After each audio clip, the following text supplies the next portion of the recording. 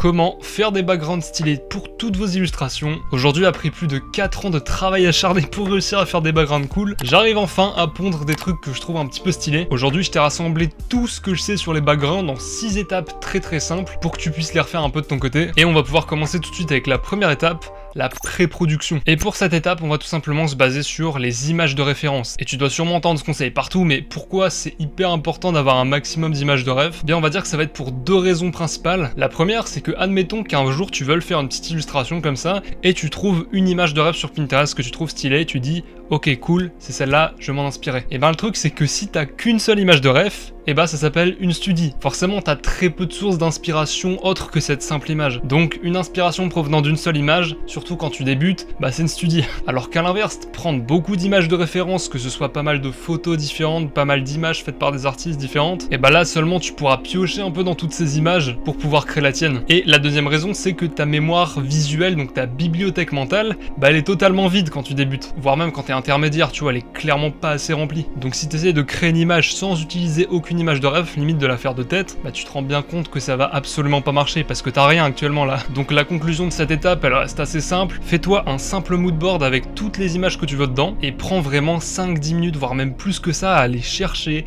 à les observer, à les répertorier, bref. Prends ton temps sur ça. Faut pas oublier que ça reste l'étape 0 avant même de commencer. Et d'ailleurs, toujours dans cette étape 0, on va pouvoir parler d'un deuxième pilier, c'est les vignettes. Je suis sûr que t'es déjà retombé sur des timelapses sur YouTube où tu vois les artistes faire pas mal de vignettes avant de démarrer leur dessin. On voit principalement ça sur des vidéos de splash artistes qui font des trucs hyper stylés sur League of Legends. Ils font toujours plein de petites vignettes avec des compos différentes, des positions différentes à chaque fois. Et si les plus gros goths de ce monde en dessin font tout ça, bah c'est qu'il y a une raison, c'est que ça va te définir directement l'idée que t'as dans la tête. Le tout sans y passer des heures. Ça va te permettre de définir les ambiances que tu veux créer, les couleurs que tu vas utiliser, la composition de ton image, le tout avant même que tu aies commencé à dessiner cette image. Mais en réalité, ça va surtout t'aider sur un point extrêmement important, c'est ton temps. Parce que si tu commences directement à dessiner ton background comme ça d'un seul coup, bah ce qui va se passer, ou ce qui risque forcément de se passer si tu débutes surtout, bah c'est que tu te foires. Et si tu te foires après avoir passé 2 heures, 3 heures, voire même bien plus sur un background, en général la chute pique un petit peu quoi. Car le fait de faire plusieurs petites vignettes et de choisir celle que tu kiffes le plus dans le lot, le tout avant même de commencer ton dessin, eh bien ça va te rassurer, parce que tu sais que tu vas pas partir vers une direction qui est pourrie parce que t'as déjà littéralement une petite preview de ce que ça va donner à la fin. Donc aucune chance que tu recommences et tu vas limiter drastiquement le nombre d'erreurs que tu vas faire. Bref, maintenant qu'on a un peu tout ce starter pack là pour démarrer, eh bien on va pouvoir passer aux vraies étapes, on va pouvoir directement rentrer dans le dur avec l'étape 3, la perspective. La perspective c'est vraiment un truc qu'on diabolise à fond en croyant que c'est extrêmement dur quand tu vois des créas comme ce que tu vois actuellement à l'écran.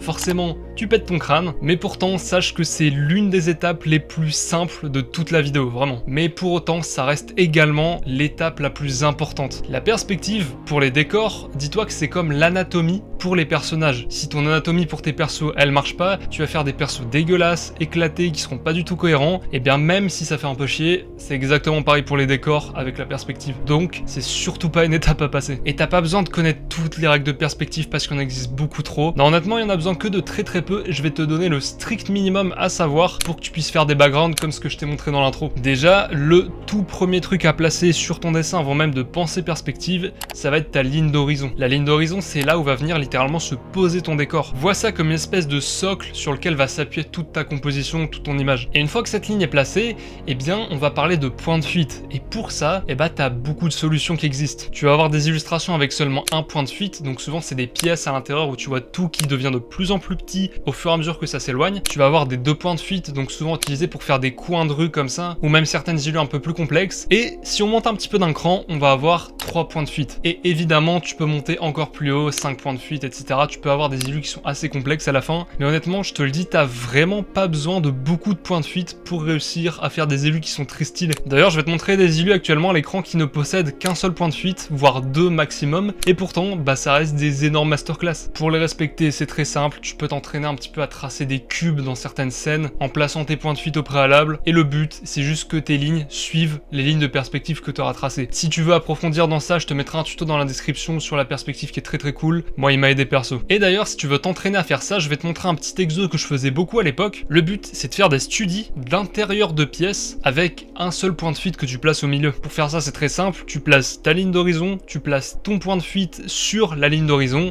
et après, tu as juste à tracer bêtement, suivant les lignes, tous les trucs de la pièce. C'est assez simple parce qu'honnêtement, tu as besoin que d'un seul point de fuite pour faire tout ça. Et avec un seul point de fuite, si tu comprends comment un point de fuite ça fonctionne, sache que tu vas comprendre comment 2, 3, voire 5 ça va fonctionner. Si tu as compris la règle pour un point de fuite, il n'y aura aucun problème pour comprendre tout le reste. Donc pour le moment, focus-toi sur ça. Maintenant qu'on a un petit peu la base de la perspective, on va pouvoir passer à la suite logique de tout ça, ça va être l'assemblage. Bon là pour cette étape, on va jouer un petit peu au Lego si tu veux une image. Je vais te montrer actuellement à l'écran une liste d'objets ou de structures de bâtiments extrêmement relou à refaire en perspective. Et justement, sache qu'il existe une technique que j'utilise personnellement pour simplifier entre guillemets tout ça, c'est de simplifier toutes ces formes avec des cubes, des sphères, des cylindres, des pyramides, peu importe. Et je vais te montrer un objet merdique et sa simplification avec des formes géométriques juste à côté, et tu constates qu'en vrai, c'est beaucoup plus simple que ça. Parce qu'à partir du moment où tu dois incruster cet objet dans une scène avec 3 points de fuite, eh bien t'as juste à faire matcher toutes tes formes géométriques qui constituent ton assemblage avec les lignes du point de fuite. C'est tout. Donc essaye de décomposer toutes les structures reloues que tu observes en plein de formes géométriques très simples. Vraiment, c'est comme si tu joues au Lego, littéralement. Tout simplifié comme ça va avoir deux gros avantages. Le premier, c'est que tu vas pas avoir besoin de grosses notions de perspective, de psychopathe là. T'as vraiment juste besoin des bases tout en faisant en sorte que ça reste très stylé. Et le deuxième, on en parlera juste après dans les étapes qui vont arriver. Bref, maintenant on va enfin pouvoir passer à un des points les plus importants de la vidéo, en tout cas que je considère un des plus importants, c'est la composition. Bon, la composition en général, quand t'entends ça, bah ça sonne très relou quand même. On imagine qu'il y a 20 000 règles, des livres complets dédiés à ça et tout, ça doit être un bordel. Mais en réalité, si tu veux réussir à faire des backgrounds assez cool comme la plupart des concept artistes, eh bien tu peux simplement retenir deux petites règles qui personnellement m'ont bien sauvé la vie, faut être honnête. La première règle, ça va être la règle des tiers. T'as déjà peut-être dû en entendre parler, mais le but ici c'est de séparer ton image en 9 parties à l'aide de 4 lignes que tu vas tracer. Et le but de cette règle, c'est que forcément, qui dit 4 lignes, dit que tu vas avoir 4 points de croisement. Et ces 4 petits points là, eh bien c'est là où tu dois mettre le focus de ton image. Je vais te montrer quelques images qui respectent parfaitement cette règle et tu peux constater que en général, le sujet est placé sur les 2 points de droite ou les 2 points de gauche ou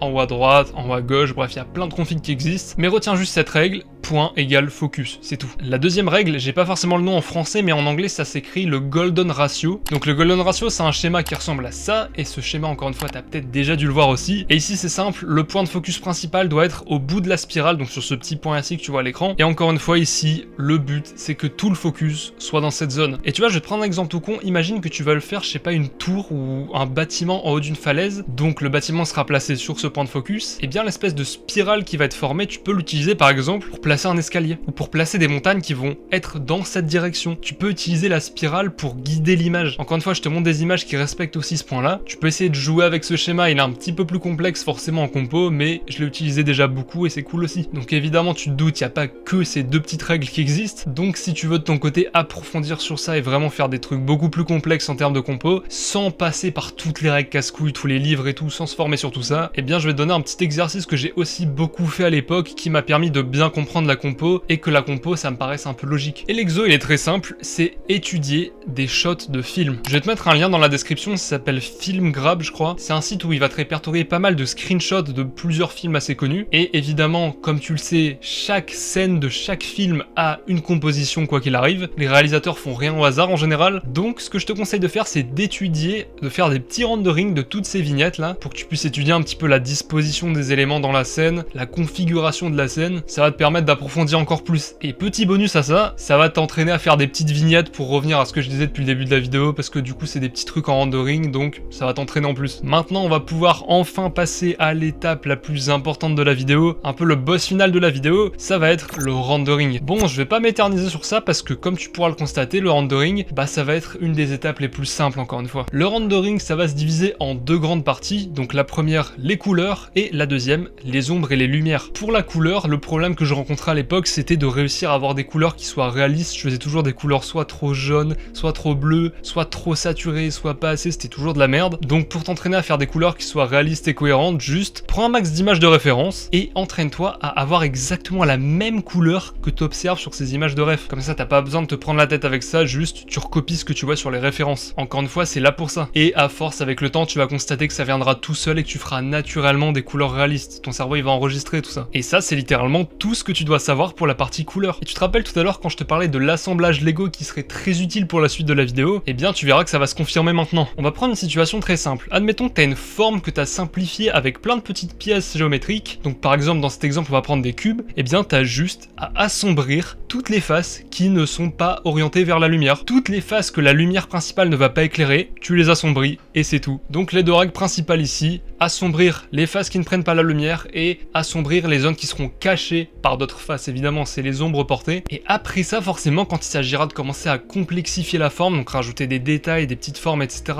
pour avoir un truc réaliste, hein, tout simplement, eh bien ça sera facile, parce que tu auras une base qui sera déjà cohérente, avec un ombrage qui sera lui aussi cohérent. Donc pour le reste, t'as juste à smousser un petit peu certaines zones ou rajouter des petits détails à droite à gauche, mais c'est tout. Normalement, tout le reste, ça devrait rouler tout seul. Enfin bref, si t'es resté jusque là, je te remercie amplement, ça veut dire que tu fais partie des abonnés fidèles. D'ailleurs, si t'es pas abonné, n'hésite surtout pas à t'abonner, ça soutient le travail que je fais à chaque fois. Et sur ce, je te dis à la prochaine, allez zoubi.